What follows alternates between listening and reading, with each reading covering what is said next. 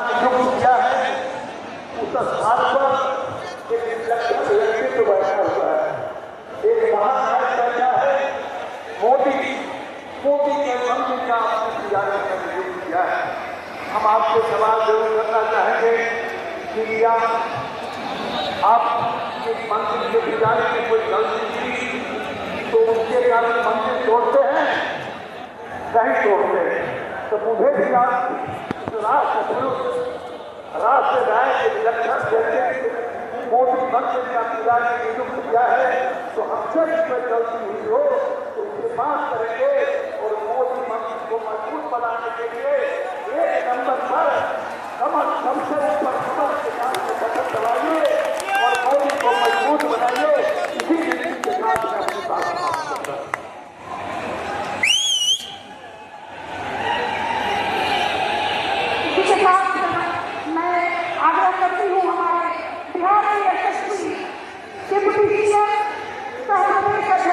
श्री सम्राट चौधरी जी का 2 तालियों से स्वागत है।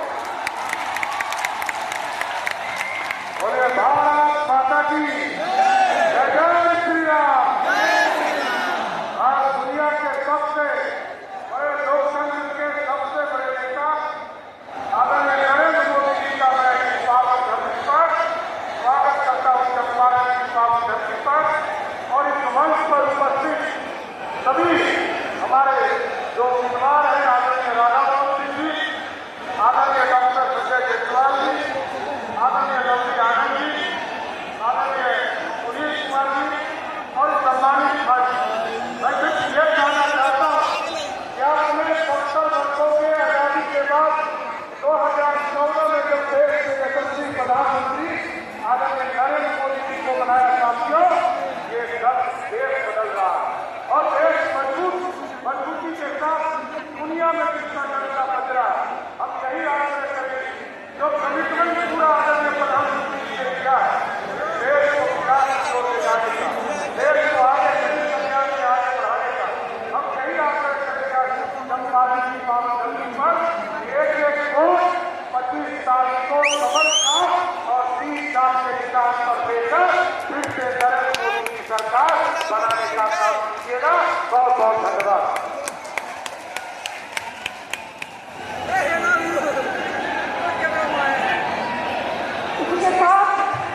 हम सब जिसको सुनने के लिए बेचैन हैं, वसुधारा का कौन हुआ, भूखल का कौन हुआ, अतुलित का कौन हुआ और सर्वप्रभु का कौन हुआ, किसी ने कभी आराम किया, इन्होंने नहीं काम किया। ऐसे देश के यशस्वी प्रधानमंत्री, विश्व के सबसे लोकप्रिय नेता, जिसे हम सब सुनने के लिए बेचैन हैं, अपने देश के यशस्वी प्रधानमंत्री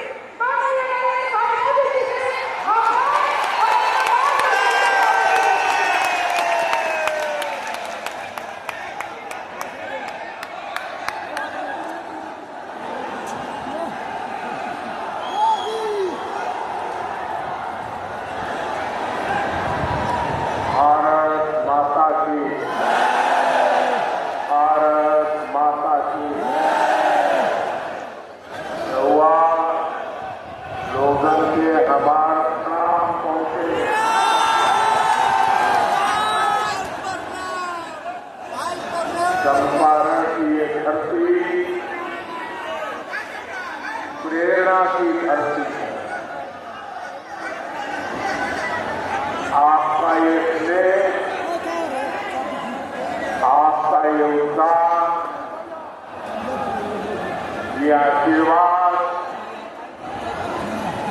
ये दिखा रहा है कि 6 और 7वें चरण में देश में क्या होने वाला है।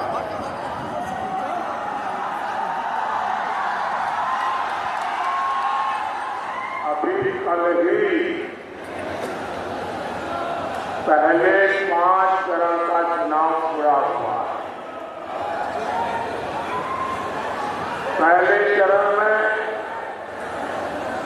इंडी गठबंधन पस्त हो गया था।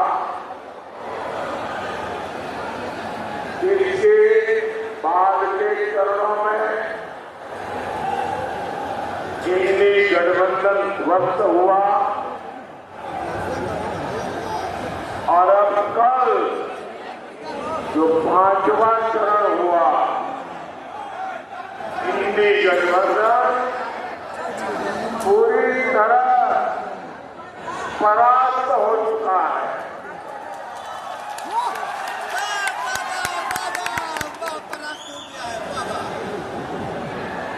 उसको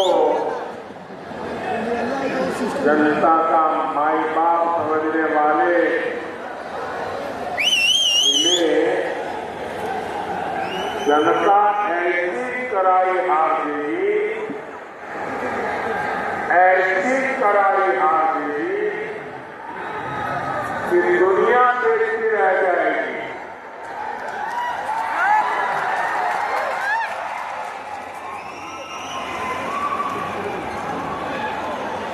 साथियों, 21वीं सदी का भारत इंडी गठबंधन के पापों के साथ आगे नहीं बढ़ सकता।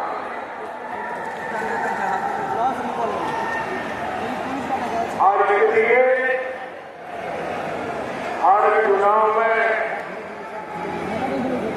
कांग्रेस, आरजेडी जैसे दलों पर जनता जोर का प्रहार कर रही है। 4 जून को इंडी वालों के इरादों पर सबसे बड़ा प्रहार होगा। ये प्रहार होगा देश में भ्रष्टाचार पर, ये प्रहार होगा तुष्टीकरण की राजनीति पर, ये प्रहार होगा टुकड़े टुकड़े गैंग पर, ये प्रहार होगा समाज को लड़ाने वाली गंदी सोच पर, ये प्रहार होगा सनातन को गाली देने वाली हिंदू मानसिकता, ये प्रहार होगा अपराधी माफिया जंगल राज पर, ये प्रहार होगा महिला विरोधी मानसिकता पर। साथियों, यहां चंपारण में पूज्य बापू ने सत्याग्रह और स्वच्छाग्रह का प्रयोग किया। आजादी के बाद इसी से प्रेरणा लेकर कांग्रेस को देश में सफाई के लिए आंदोलन करना चाहिए था। पूज्य बापू की स्वच्छता की जो अपेक्षा थी, देश में स्वच्छता एक संस्कार बनाकर बापू को सबसे बड़ी श्रद्धांजलि देने का उन लोगों को अवसर मिला।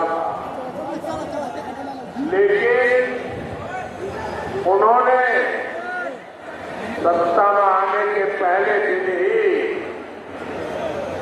बापू को पूरी तरह छोड़ दिया, बापू के विचारों को छोड़ दिया, बापू के आचारों को छोड़ दिया, बापू के आदर्शों को छोड़ दिया। और उन्होंने क्या किया? उन्होंने अपना सारा ध्यान सिर्फ और सिर्फ एक परिवार को आगे बढ़ाने पर जोर लगा दिया। कांग्रेस और उनके साथियों ने मिलकर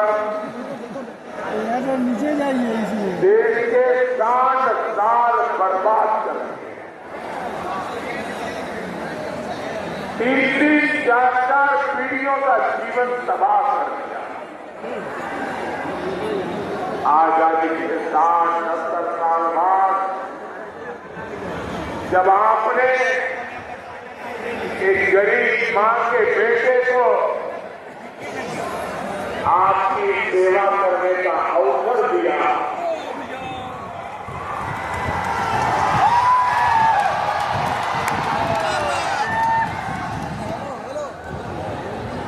और 60-70 साल बाद जब मोदी आया, तब घर घर शौचालय पहुंचा।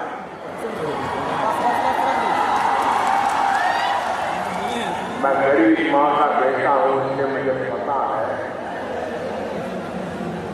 कि हमारे देश की महिलाओं को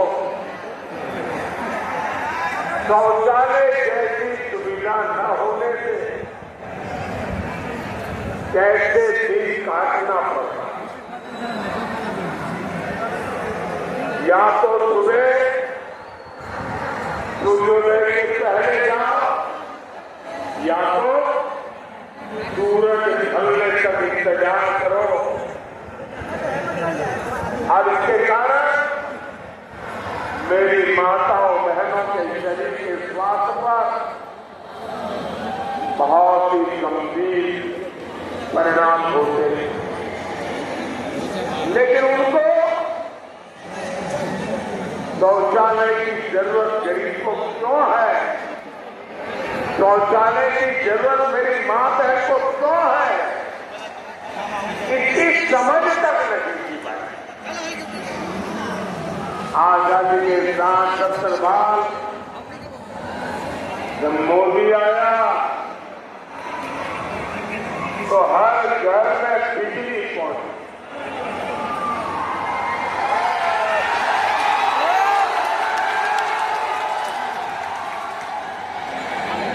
ये मोदी है जिसने हर घर में गैस पहुंचाने का बीड़ा उठाया। ये मोदी है जो हर घर तक नल से जल पहुंचाने के लिए दिन रात मेहनत कर रहा है। कांग्रेस और आरजेडी जैसे उसके साथियों ने आपको सिर्फ और सिर्फ तरसा कर रखा। गरीब और गरीब होता रहा। इन 60 सालों में इन लोगों ने बड़े बड़े महल बना लिए। 20 बैंक में अकाउंट खुल गए।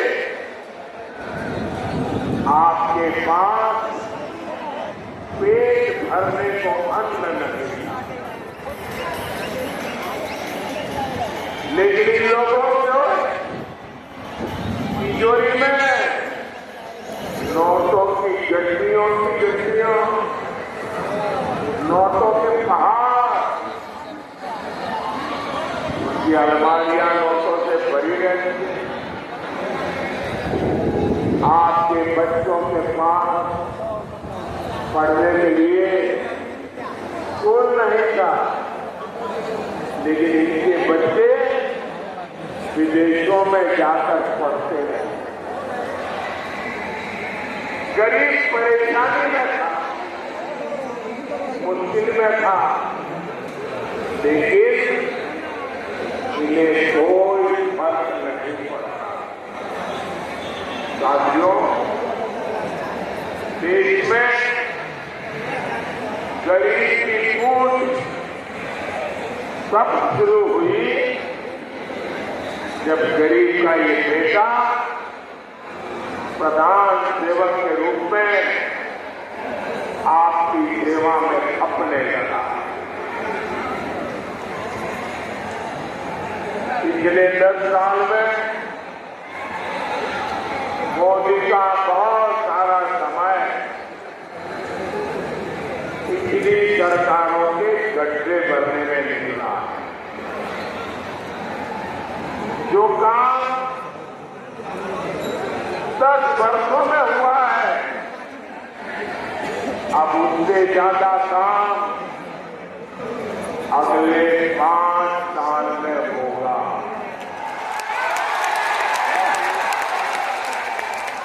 और ये मोदी की गारंटी है।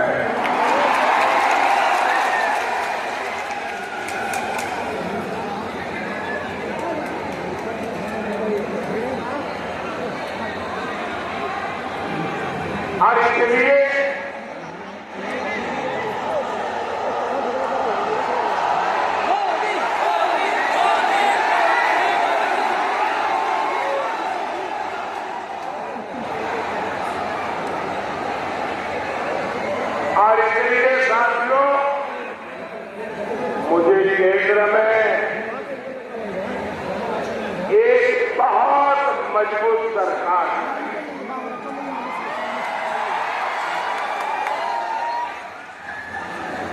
और मजबूत सरकार मोदी को, मोदी के परिवार को मजबूत बनाने के लिए नहीं, मजबूत सरकार आपके बच्चों के भविष्य से,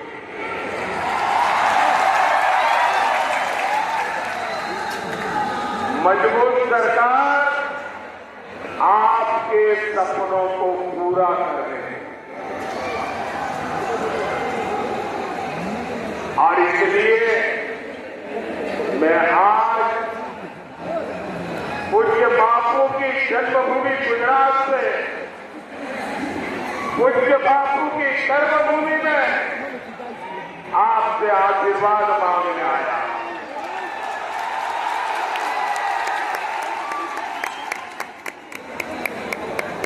साथियों,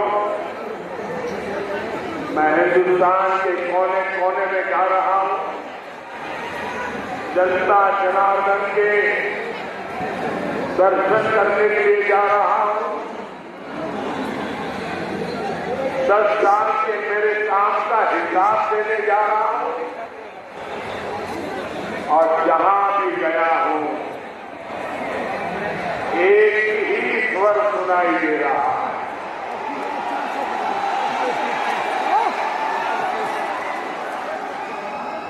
एक ही मंत्र सुनाई दे रहा है,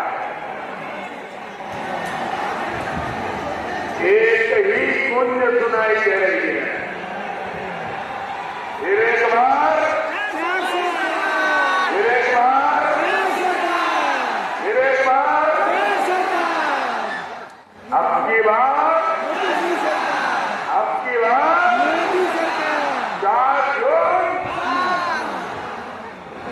भाइयों बहनों, जो लोग चांदी का चम्मच लेकर पैदा होते हैं,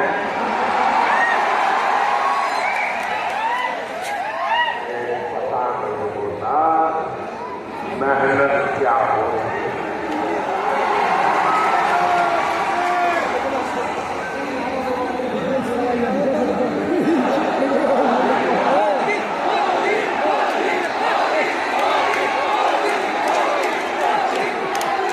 मैंने सुना है यहाँ कोई घूम घूम कर कह रहा है 4 जून के बाद मोदी को बेड रेस्ट होगा।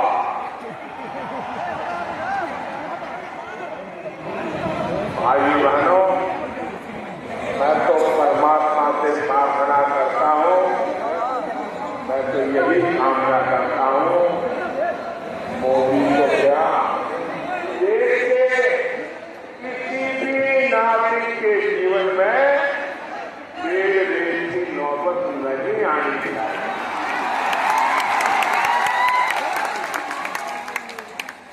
देश का हर नागरिक ऊर्जा से भरा हुआ हो,